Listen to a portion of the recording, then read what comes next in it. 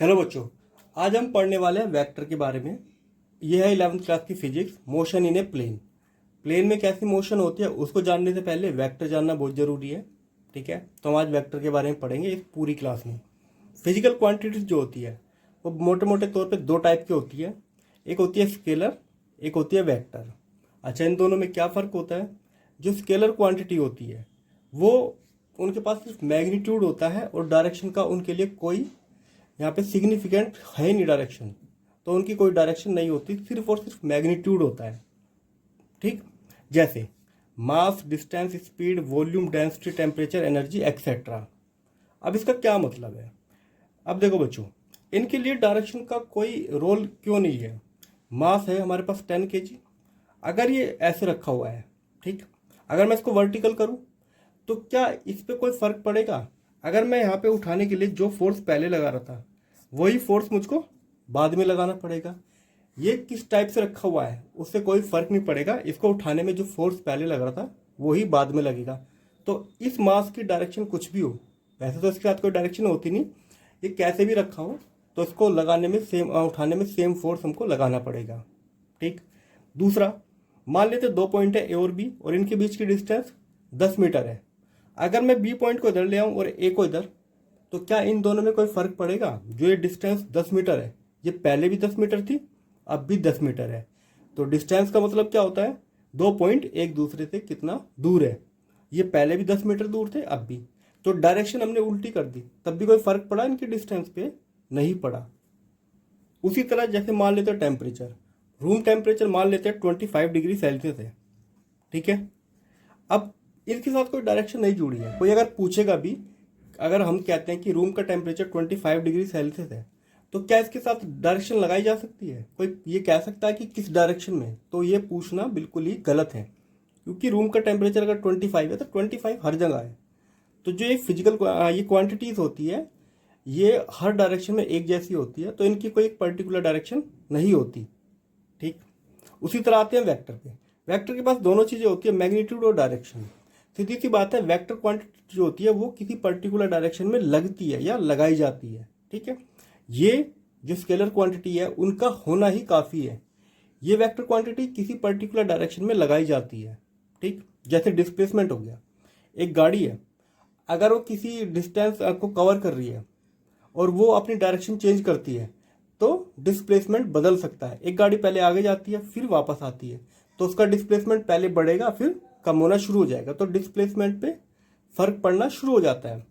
उसी तरह मान लेते हैं ये दोनों बॉक्स है, ये कोई 10 kg का बॉक्स है, ठीक है, और ये भी 10 kg बॉक्स है। अगर मैं इस डायरेक्शन में फोर्स लगाऊं तो ये इस तरफ मूव करेगा। अगर मैं इसको ऊपर की तरफ फोर्स लगाऊं तो ये ऊपर की तरफ मूव करेगा। तो फोर्स की डायरेक्शन बदलने से उसका इम्पैक्ट भी बदल जाता है। इधर लगाओगे तो आगे की तरफ मूव करेगा, ऊपर की तरफ लगाओगे तो ऊपर की तरफ मूव करेगा। तो फिजिकल क्वांटिटी की अगर डायरेक्शन बदली तो उसका इम्पैक्ट या इन्फ्लुएंस भी बदल जाएगा। उसी तरह गाड़ी है, मान लेते किसी वेलोसिटी से जा रही है वो u, और हमने एक्सेलरेशन लगाया इस डायरेक्शन में और फाइनल वेलोसिटी हो गई v। तो अगर यहाँ पे हम गाड़ी को एक्सेलरेट करते हैं तो इसका मतलब गाड़ी की स्पीड जो है वो बढ़ जाएगी। गाड़ी को एक्सेलरेट करते हैं तो उसकी स्पीड बढ़ जाती है।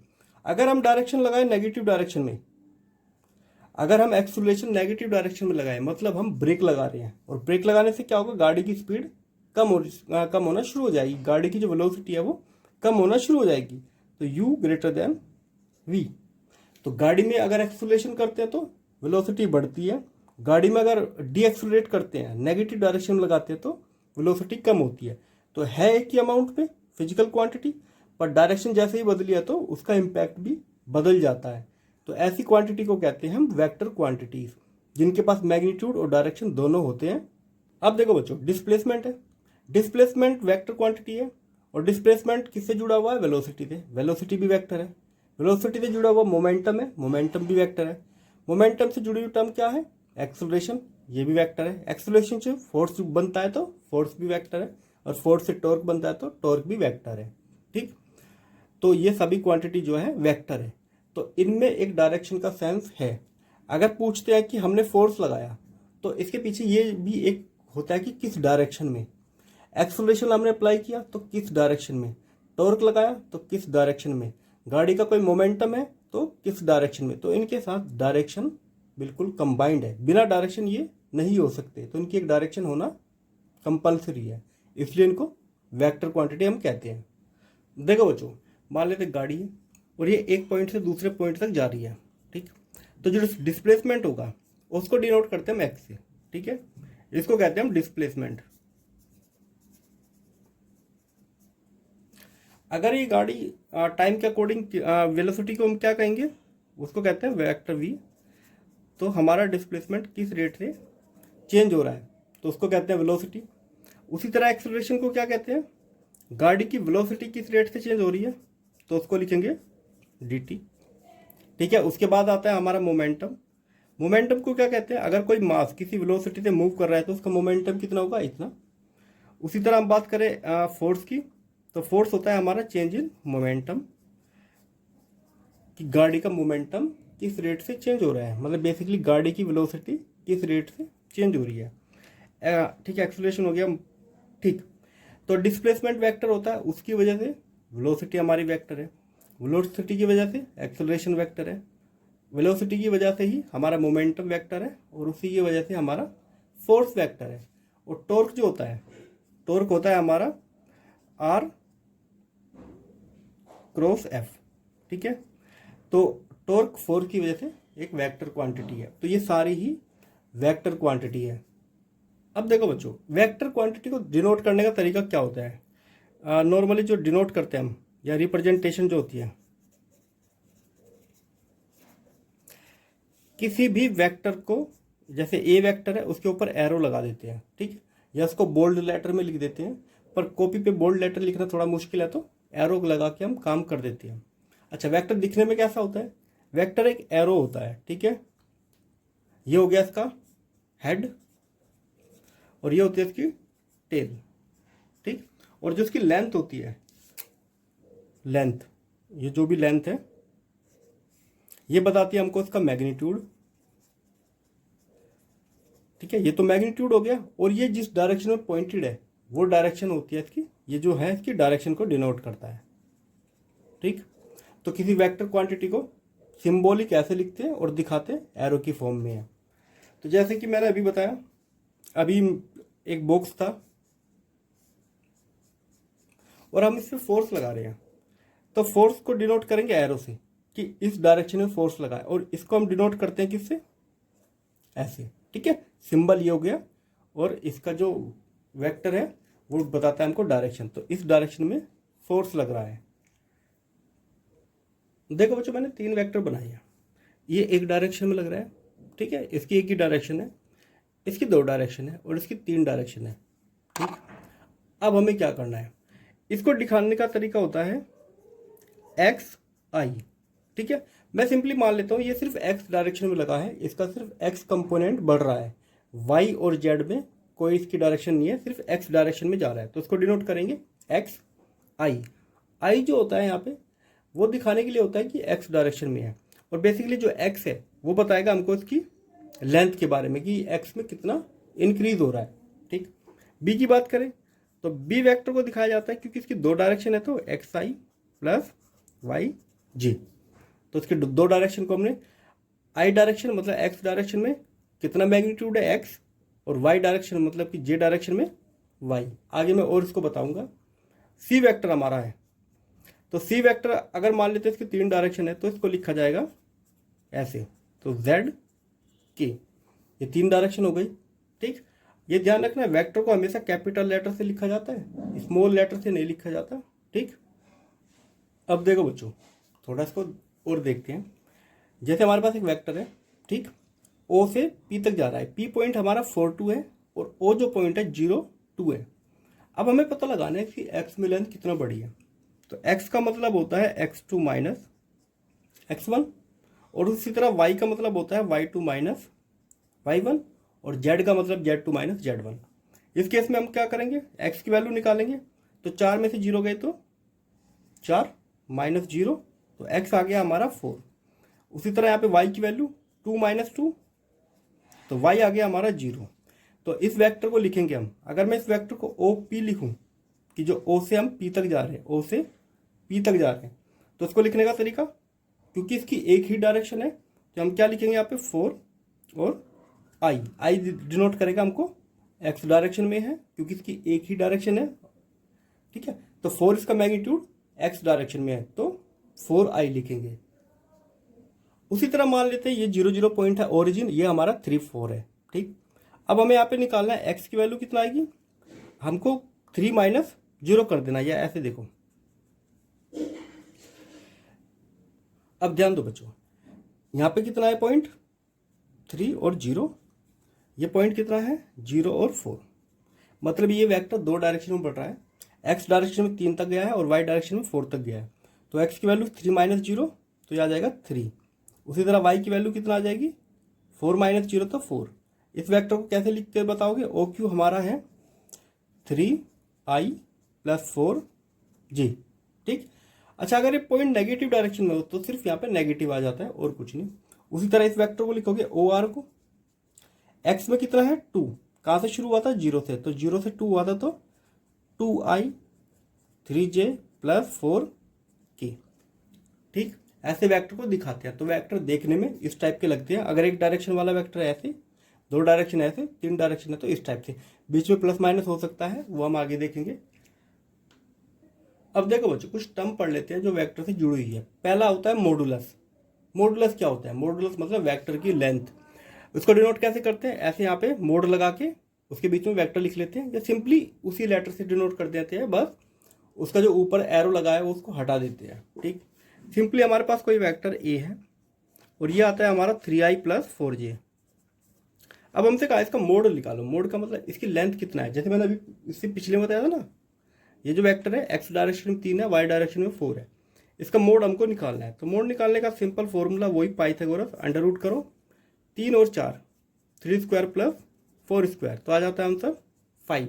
तो ए का मैग्नीट्यूड कितना है 5, मतलब कि ए की जो लेंथ है वो 5 यूनिट है। ये ध्यान रखना, अंडर के अंदर हमेशा नंबर आते हैं, आई जे के यहाँ पे नहीं आते, ठीक। सिंपली बस यहाँ पे हमको नंबर्स रखने होते हैं। दूसरे नंबर पे आता है यूनिट वेक्टर। दूसरे नंबर पे आता है हमारा यूनिट वेक्टर। अच्छा, यूनिट वेक्टर को डिनोट करते हैं उसके ऊपर एक कैप लगा के, ठीक। अभी आपने देखा ना आई कैप, जे कैप, के कैप, ये तीनों ही यूनिट वेक्टर होते हैं और उनके ऊपर कैप लगी होती है। जो ये आई जे के है हमारे, वो सब यूनिट वेक्टर है, ठीक। अब एक यूनिट वेक्टर कैसे बना सकते हैं, देखो बच्चों, अगर ये एक वेक्टर है, एक वेक्टर नॉर्मली समझो, अगर 5 हमारे पास है, 5 को 1 कैसे बनाया जा सकता है, सीधी सी बात है, इससे 1/5 से मल्टीप्लाई करके तो आ जाता है 1। यही कंसेप्ट यहाँ पे यूज करना है। तो हमको एक अगर वेक्टर को यूनिट वेक्टर बनाना है तो उसी वेक्टर को उसी के मैग्नीट्यूड से डिवाइड कर दो तो वो यूनिट वेक्टर बन जाता है। जैसे हमारा ए वेक्टर ये है, इसी को डिवाइड कर देंगे इससे, तो यह हो जाएगा हमारा 3i + 4j / 5। अब ये कंप्लीट जो वेक्टर बना, ये यूनिट वेक्टर हमारा बन गया है। अब देखो बच्चों, कुछ टाइप्स ऑफ वेक्टर पढ़ते हैं। हमने यूनिट वेक्टर तक पढ़ लिया है। अब बात आती है इक्वल वेक्टर। ए वेक्टर है और ये बी वेक्टर है, ये दोनों इक्वल कब होंगे, जब इन दोनों का मैग्नीट्यूड एंड डायरेक्शन ये दोनों सेम होगी, ठीक है। अगर इन दोनों की डायरेक्शन भी सेम है, क्योंकि सेम ही डायरेक्शन में जा रहे हैं, और इन दोनों की लेंथ भी सेम है, तो इन दोनों वेक्टर को हम क्या कह सकते हैं कि वेक्टर ए बराबर है वेक्टर बी के। अगर लेंथ थोड़ी भी आगे पीछे हो जाए, लेंथ थोड़ी भी इंक्रीज हो जाए एक वेक्टर की, तो इक्वल वेक्टर नहीं रहेगा। फिर आता है नेगेटिव वेक्टर। ये दोनों वेक्टर लेंथ सेम है, बस डायरेक्शन अलग है, ठीक है, डायरेक्शन अपोजिट है, ठीक है। मैग्नीट्यूड सेम है, तो इसका मतलब जो वेक्टर बी है उसको हमको लिखा जा सकता है -AC। देखो बच्चों, जब वेक्टर को नेगेटिव डायरेक्शन चेंज करते हैं तो माइनस आता है। कभी भी एक चीज ध्यान रखना, अगर वेक्टर ए है, जिस डायरेक्शन में है, अगर इसकी डायरेक्शन बदलोगे तो कभी भी ऐसे मत कर देना, ये गलत होता है, ठीक है, ऐसे नहीं होता। एरो तो वेक्टर का आगे की तरफ जाता है। हाँ, अगर बी को डिनोट करना है, बी को हम कह सकते हैं कि बी जो है ए का नेगेटिव वेक्टर है, मतलब ए की जो डायरेक्शन है उसका नेगेटिव, तो बस यहाँ पे नेगेटिव हमको लगा देना है और ये आ जाएगा, ठीक। फिर आते हैं को इनिशियल वेक्टर, जिसका कॉमन इनिशियल पॉइंट होगा। वेक्टर ए और बी का दोनों का कॉमन इनिशियल पॉइंट है, तो को इनिशियल वेक्टर ये हो गए। कोलिनियर वेक्टर का मतलब जिनके कॉमन लाइन पे बने हुए हैं, दोनों एक ही लाइन पर बने हुए हैं। ठीक है बच्चों, तो कोलिनियर का मतलब जो एक ही लाइन पर बने हुए वेक्टर हो। मैग्नीट्यूड अलग हो सकता है पर एक ही लाइन पर दोनों डिनोट है, मतलब डायरेक्शन तो सेम है पर मैग्नीट्यूड अलग हो सकता है, कोई दिक्कत नहीं। फिर आते हैं कोप्लेनर वेक्टर, जिनका कॉमन प्लेन हो। जैसे ये एक पेपर है जिसपे मैं अभी दिखा रहा हूँ, तो इन तीनों को मैंने ड्रॉ कर दिया है ABC, तीनों को इसी प्लेन के ऊपर। कोई भी वेक्टर ना तो इस प्लेन से बाहर की तरफ आ रहा है ना अंदर की तरफ जा रहा है, तीनों को इसी प्लेन पे मैंने डिनोट कर दिया है। तो ये तीनों वेक्टर क्या हो गए, कोप्लेनर वेक्टर। ठीक, ये तो थे टाइप्स ऑफ वेक्टर। अब बात करते हैं पोजीशन वेक्टर और डिस्प्लेसमेंट वेक्टर। देखो बच्चों, अब पढ़ने वाले हम पोजीशन वेक्टर और डिस्प्लेसमेंट वेक्टर। मान लेते हैं A पॉइंट हो गया यहाँ पे और B पॉइंट है यहाँ पे, तो O से जा रहे हैं A पॉइंट पे। तो ये जो वेक्टर हमने डिनोट किया इसको कहते हैं पोजीशन वेक्टर। उसी तरह B का पोजीशन वेक्टर क्या होगा, OB। ठीक, तो यहाँ पे जो OA है वो है यहाँ पे position vector, position vector of A। उसी तरह जो OB है वो है पोजीशन वेक्टर ऑफ B। ठीक, अब मान लेते हैं कि पोजीशन वेक्टर सिर्फ पोजीशन डिनोट करता है कि कोई पॉइंट जो है वो ओरिजिन के रेस्पेक्ट में कहाँ पे है, वो उसकी पोजीशन हो गई। अब मान लेते हैं कि हम A से B तक जाते हैं। ठीक है, तो मान लेते हैं कि हम A से B तक एक अगर वेक्टर ड्रॉ करें, ये हमने वेक्टर बनाया, तो हमने डिस्प्लेस किया, A से B तक हम डिस्प्लेस हो गए, तो इस वेक्टर को हम क्या कहेंगे, डिस्प्लेसमेंट वेक्टर। ठीक है, तो इस वेक्टर को कहेंगे हम डिस्प्लेसमेंट वेक्टर। तो ए बी हमारा क्या हो गया, डिस्प्लेसमेंट वेक्टर, डिस्प्लेसमेंट वेक्टर। अब देखो बच्चों, एग्जांपल के लिए मान लेते हैं जो ए है हमारा, जो ए ओ ए है, इसको मान लेता हूं मैं x1 i cap y1 j cap. मतलब ये जो पॉइंट है मेरा x1 और y1 हो गया। इस पॉइंट को मान लेता हूं मैं x2 y2। तो मेरा ओ बी क्या हो जाएगा, x2i y2 j। ठीक, अब मुझे निकालना है डिस्प्लेसमेंट वेक्टर ए बी। तो कैसे निकालूंगा मैं, ए बी का मतलब होता है जो पीछे वाला वेक्टर है ओ बी माइनस ओ ए। डिस्प्लेसमेंट ऐसे तो निकालते हैं फाइनल माइनस इनिशियल, तो इनिशियल क्या था वेक्टर ओ ए और फाइनल कितना है ओ बी। तो ओ बी में से ओ ए को माइनस कर देना है, तो आई बाहर रहेगा x2 माइनस x1, आई रहेगा हमारा बाहर, y2 माइनस y1, जे रहेगा हमारा बाहर। ठीक, तो ये हो गया हमारा डिस्प्लेसमेंट वेक्टर। ठीक, उसके बाद आते हैं अगर एक वेक्टर को किसी रियल नंबर से डिनोट करें। जैसे एग्जांपल, एक वेक्टर है मेरे पास, ठीक है, ये वेक्टर ए है और इसको मैं सिंपली कह सकता हूँ कि 3i + 4j है। ठीक, अगर इसको मैं 2 से मल्टीप्लाई करूँ, 2 से मल्टीप्लाई करने का मतलब अगर वेक्टर ए को मैं 2 से मल्टीप्लाई करूँ किसी रियल नंबर से, तो ओवरऑल दोनों के साथ मल्टीप्लाई हो जाएगी, तो ये हो जाएगा 6i + 8j। ऐसा करने से क्या होगा, जो इसकी लेंथ है वो डबल हो जाएगी। ठीक है, तो अब जो ए हमारा है 2a की लेंथ कितना है 6i + 8j, इसकी जस्ट लेंथ डबल हो जाएगी। तो जिस नंबर से हम मल्टीप्लाई करते हैं उतने ही टाइम्स उसकी लेंथ बढ़ जाती है अगर हम रियल नंबर से मल्टीप्लाई करते हैं। ठीक है, 5 से मल्टीप्लाई करेंगे तो जो इसकी लेंथ है उसकी 5 गुना हो जाएगी। ठीक, देखो बच्चों, अब आते हैं रिजल्टेंट वेक्टर। अगर बहुत सारे वेक्टर है, एक से ज़्यादा वेक्टर है, 2 भी हो सकते हैं ज़्यादा भी, अगर वो अलग अलग डायरेक्शन में लगे हैं तो उनका जो कंबाइंड इफेक्ट है वो किसी एक सिंगल वेक्टर से दिखा देना, वो सिंगल वेक्टर ही हमारा रिजल्टेंट वेक्टर होता है। जैसे ए वेक्टर इस डायरेक्शन में है, मान लेते हैं डिस्प्लेसमेंट हो रहा है इस डायरेक्शन में, वेक्टर बी हमको डिनोट करता है इस डायरेक्शन में। ठीक, तो जो टोटल डिस्प्लेसमेंट है वो कितना हुआ है, तो हम क्या करेंगे, इसकी जो टेल है इसके हेड से मिला देंगे। ठीक, तो जो ये वेक्टर है ये इसका रिजल्टेंट वेक्टर होता है। ठीक, तो इन दोनों का जो कंबाइंड इफेक्ट है, जो इन दोनों ने कंबाइंड डिस्प्लेसमेंट ट्रेवल किया है, वो किसके इक्वल होगा, इसके रिजल्टेंट के इक्वल होगा। ठीक, तो उसको ऐसे लिखा जा सकता है। अच्छा, दूसरी बात, अगर मान लेते हैं 3 है और ये 4 है, तो कभी भी रिजल्टेंट 3 + 4 7 नहीं होता है। यहाँ पे वेक्टर का जो अलजेब्रा होता है वो थोड़ा अलग होता है। ठीक, क्योंकि यहाँ पे डायरेक्शन भी इन्वॉल्व है। जैसे नॉर्मली स्केलर क्वांटिटी को जैसे यहाँ पे 5 लीटर कुछ हमारे पास मिल्क है, उसमें 2 लीटर ऐड करोगे तो 7 लीटर हो जाएगा। पर वेक्टर केस में ऐसा नहीं होता है। अगर ये 3 है और ये 4 है तो 3 और 4 7 नहीं होते, इनका अलजेब्रा अलग होता है, वो हम अभी पढ़ेंगे। ठीक, एग्जाम्पल से समझो, एक बॉक्स हमारे पास है, इसके ऊपर 4 न्यूटन फोर्स इस तरफ लग रहा है, 3 न्यूटन फोर्स ऊपर की तरफ लग रहा है। अब ये जो बॉक्स है अगर ये मूव करता है तो ना तो ये इस डायरेक्शन में जाएगा ना इसमें जाएगा, ये जाएगा इन दोनों के बीच में किसी डायरेक्शन से। ठीक है, तो ये हो जाएगा इसका रिजल्टेंट। ठीक है, तो ये रिजल्टेंट सेम यही चीज है, और ये एंगल बनाएगा इसके साथ मान लेते हैं थीटा।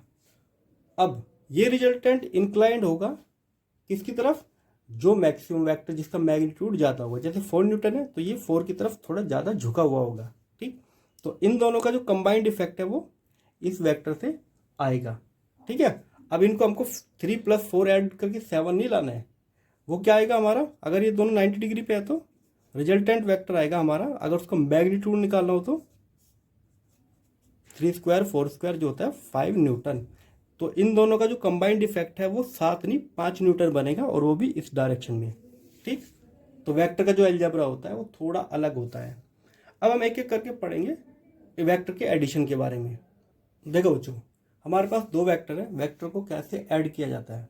अगर दोनों की डायरेक्शन सेम है तो हम क्या करेंगे, इस वेक्टर को उठा के इसी के आगे पुट कर देंगे, तो क्या होगा, वेक्टर ए यहाँ पे हो गया, और इसी के साथ साथ इसकी टेल इसके हेड से मैच करेंगे तो ये आ गया, ये वेक्टर वी, और ये हो गया वेक्टर हमारा ए। ठीक, तो इनका कंबाइंड जो रिजल्ट होगा वो हो जाएगा vector A plus vector B.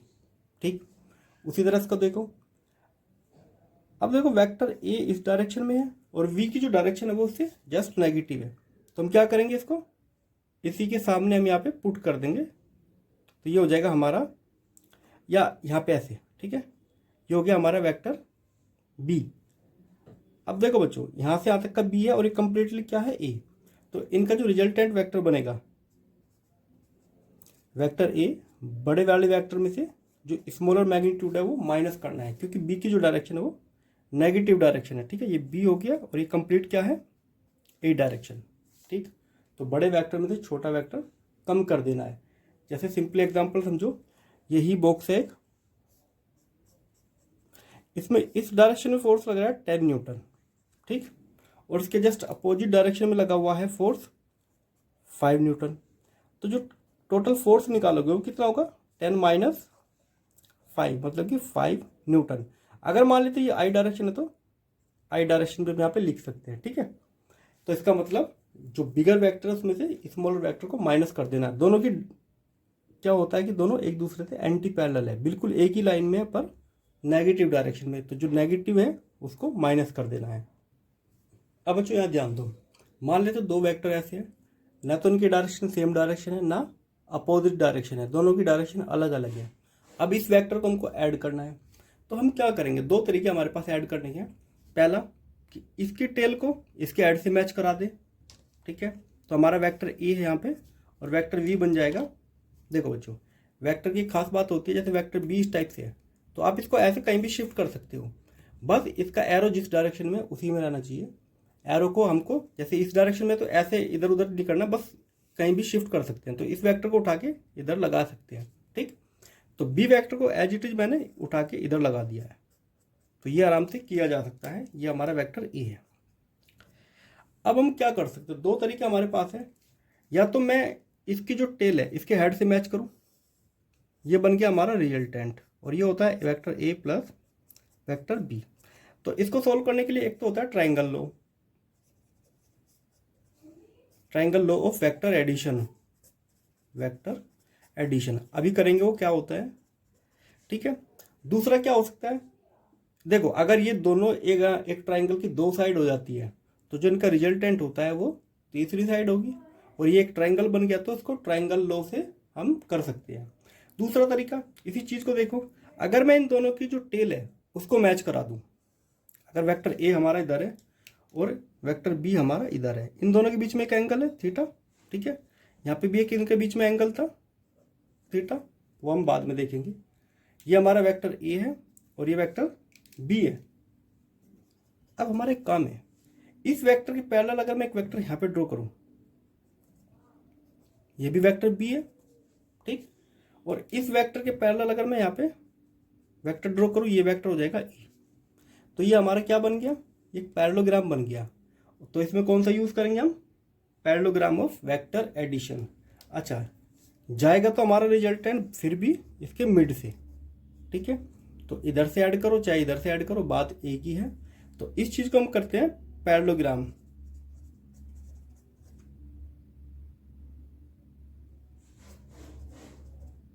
Parallelogram law of vector addition.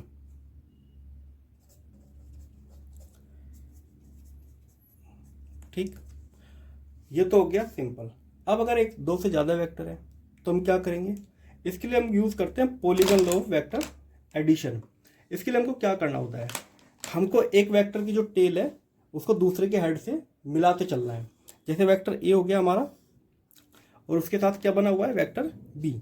Direction change नहीं होनी चाहिए, जिस डायरेक्शन में जो वेक्टर है उसी डायरेक्शन में रहना चाहिए। सी वेक्टर हमारा इस डायरेक्शन में है तो इसी डायरेक्शन में रहेगा। फिर आता है हमारा डी डायरेक्शन में हमारा ये। जो वेक्टर इन ट्राइंगल को बंद कर रहा है वो होता है हमारा रिजल्टेंट। जैसे यहाँ पे डी है, ये हमारा सी हो गया और ये हो गया हमारा बी और ए। देखो बच्चों ध्यान रखो, ये चार वेक्टर है, ये हमने अरेंज किए, एक के हेड से दूसरे की टेल हमने मैच की, चारों वेक्टर आ गए। अब जो फाइनल वेक्टर, ये जो खाली स्पेस बचा है, इसमें हमको एक वेक्टर ड्रॉ करना है, ठीक। और वो क्या करेगा, वो इसको पूरा का पूरा बंद कर देगा इस पॉलीगन को। तो इसकी टेल, इसकी हेड से हमको उस वेक्टर की हेड को मैच करना है। तो जो हमारा यहाँ पे आएगा, ये जो हमारा वेक्टर आया है आर, ये क्या होगा, इन सब का कंबाइंड, ठीक है। तो हम ऐसे लिख सकते हैं, जो वेक्टर आर है उसकी वैल्यू होगी vector A plus vector B plus vector C plus vector D, ठीक है। उसके अलावा एक बात नोट करो, अगर मैं यहाँ पे कर देता हूँ डिनोट, इस वेक्टर को हम क्या पढ़ेंगे, vector A plus vector B, क्योंकि ये इन दो को यहाँ पे मैच कर रहा है, ठीक है। इन दोनों का क्या होगा रिजल्टेंट, ए इंटू बी। अगर मैं एक वेक्टर यहाँ पे ड्रॉ कर देता हूँ तो ये जो वेक्टर है इसकी जो लेंथ होगी वो क्या होगी, ए बी सी, क्योंकि वो सी तक जा रहा है और क्लोज कर रहा है। तो इस वेक्टर को हम क्या लिख सकते हैं, ए बी सी। तो इसको चाहे तो हम क्या लिख सकते हैं, vector A plus vector B plus vector C, ठीक है। तो हम ऐसे इसको लिख सकते हैं। देखो बच्चों, अभी तक हम ज्योमेट्रिकल लॉ पढ़ रहे थे वेक्टर को ऐड करने के लिए। अब फाइनली हम क्या करेंगे, वेक्टर को वैल्यू निकालेंगे ट्राइंगल लॉ से, triangle law of vector addition, ठीक है। कि जो रिजल्टेंट आया है उसकी एक्चुअल वैल्यू है कितनी, वो हमको निकालनी है। वही दो वेक्टर लिए हमने ए और बी। हमने क्या किया, बी की टेल को ए के हेड से मिलाया और ए और बी के बीच में जो एंगल है वो थीटा है, ठीक है। ए को थोड़ा एक्सटेंड किया आगे तक और यहाँ पे जो वैल्यू है वो क्या है, थीटा एंगल। अब ये हमारा एक ट्राइंगल बन गया। ए और बी क्या है, एक ट्राइंगल की दो साइड है, तो रिजल्टेंट क्या हुआ, उसकी तीसरी साइड होगी। अब हमें क्या करना है, थोड़ी ज्योमेट्री यहाँ पे यूज करनी है। अच्छा बच्चों, एक बात ध्यान रखो, अगर मैं यहाँ इसके हिसाब से कोस थीटा लिखूं तो क्या होना चाहिए, बेस डिवाइड बाय हाइपोटेनस। अभी हाइपोटेनस की वैल्यू मैं बी ही ले लेता हूँ सिंपली, अभी वेक्टर भूल जाओ, सिर्फ बी लिखते हैं। तो यहाँ पे पी एन की वैल्यू कितना हो गई, बी कोस थीटा। उसी तरह अगर मैं यहाँ पे साइन थीटा लिखूं इसी एंगल से, साइन थीटा होता है परपेंडिकुलर, मतलब कि Q N divide by hypotenuse मतलब कि बी। तो यहाँ से क्यू एन कितना हो जाएगा हमारा, बी साइन थीटा, ठीक है। ये दो चीज मिल गई। अब आते हैं, अगर ये एंगल 90 डिग्री है जो कि हमने परपेंडिकुलर बनाया है, तो उसमें हमको लगानी होगी पाइथागोरस। और पाइथागोरस क्या कहती है, जो ये पूरी लेंथ है, ये इसका स्क्वायर प्लस ये हाइपोटेनस स्क्वायर मिलेगा। तो पाइथागोरस हमारी कहती है कि ओ क्यू स्क्वायर, ये जो हाइपोटेनस है इसका स्क्वायर होगा हमारा O N square plus N Q square. ये पूरी जो ओ एन है वो लेंथ और एन क्यू। अब ओ एन जो है या दो पार्ट में डिवाइड किया ए, और इसकी जो लेंथ निकली है पी एन कितना है हमारा, बी कोस थीटा, ठीक है। तो इसको क्या लिखा जा सकता है, ओ क्यू हमारा आ जाएगा, तो इसको लिखा जा सकता है O P square plus O P plus P N whole square. O N की वैल्यू है, एन क्यू की वैल्यू क्या है हमारी, अभी एन क्यू रखो, ठीक है। ये हो गई हमारी ज्योमेट्री। अब एक काम करते हैं बच्चों, हम क्या करते हैं, इसकी जगह आर लिख लेंगे। तो R square equal to O P कितना है हमारा ए, प्लस पी एन कितना है B cos theta whole square. N Q कितना है, ये Q N B sine theta, तो B sine theta whole square, ठीक है। अब इसको A plus B whole square के फॉर्मूले से खोलते हैं, A square plus B square plus two A B और साथ में कोस थीटा भी है, प्लस ये हमारा B square sine square theta, ठीक। अब ये दोनों क्या बना लेंगे, cos square plus sine square 1 होता है, तो बाहर बचेगा सिर्फ बी। तो आर स्क्वायर हो गया हमारा A square plus B square plus 2ab cos theta. तो अगर रिजल्टेंट की वैल्यू आएगी तो under root A square plus B square plus 2ab cos theta. तो ये आ गया हमारा फाइनल एक्सप्रेशन कि रिजल्टेंट की वैल्यू जो है वो ऐसे निकालेंगे, A square plus B square plus 2ab cos theta, ठीक है। तो ये फॉर्मूला याद रखना बहुत इंपॉर्टेंट है, बहुत सारे जो वेक्टर क्वेश्चन है इसी से होंगे। अच्छा, अब बात आती है जो वेक्टर हमारा है, जो हमारा ये वेक्टर है ये इंक्लाइंड है वेक्टर ए पे, तो कितना वो हमको डिनोट करना है, किसकी डायरेक्शन आके होगी क्या। मैग्नीट्यूड तो हमने निकाल लिया, पर किस डायरेक्शन में होगा तो हमको बीटा निकालना है। अच्छा देखो बच्चों, टेन बीटा, टेन क्या होता है परपेंडिकुलर, परपेंडिकुलर ये हमारा कितना है बी साइन थीटा, जो कि हमने यहाँ पे निकाला, डिवाइड बाय ये पूरी लेंथ, और ये पूरी लेंथ कितना ए प्लस बी कोस थीटा, तो ए प्लस बी कोस थीटा। तो ये हमारा है डायरेक्शन, ठीक है। तो डायरेक्शन आ गई यहाँ से और मैग्नीट्यूड आ गया यहाँ से, तो निकाल लिया हमने दोनों चीज़ें। अच्छा, इसके साथ ही एक रूल और होता है जो पैरेललोग्राम लॉ है, सेम यही रिजल्ट है दोनों केस में, ठीक है। तो उसको करने की जरूरत नहीं है, रिजल्ट सेम ही रहेगा पैरेललोग्राम में, इसका भी और ये भी, ठीक है। अब देखो बच्चों, पैरेललोग्राम की बात करें, चलो थोड़ा देख ही लेते हैं।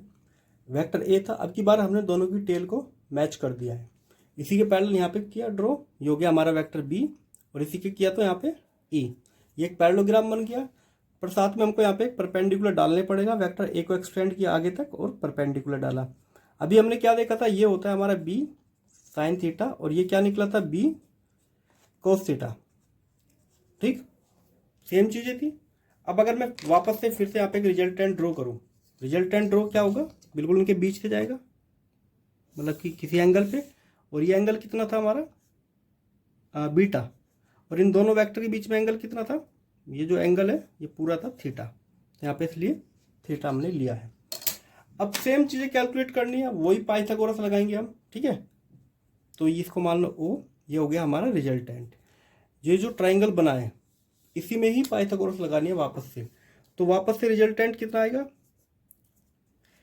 A plus B cos theta, A plus B cos theta square plus ये जो परपेंडिकुलर है बी साइन थीटा।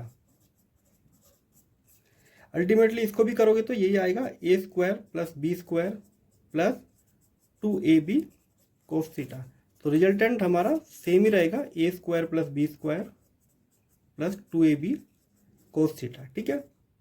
रिजल्टेंट की वैल्यू तो सेम ही रहनी चाहिए। वही बात करते हैं अगर हम टेन थीटा की, तो टेन बीटा हमारा जो इसकी डायरेक्शन है, ये रिजल्टेंट कितना इंक्लाइंड है ए वेक्टर पे, सेम वही परपेंडिकुलर डिवाइड बाय बेस, मतलब कि B sine theta divide by A plus B cos theta, ठीक। दोनों चीज़ें सेम आई हैं जो ट्राइंगल लॉ में थी, ठीक है।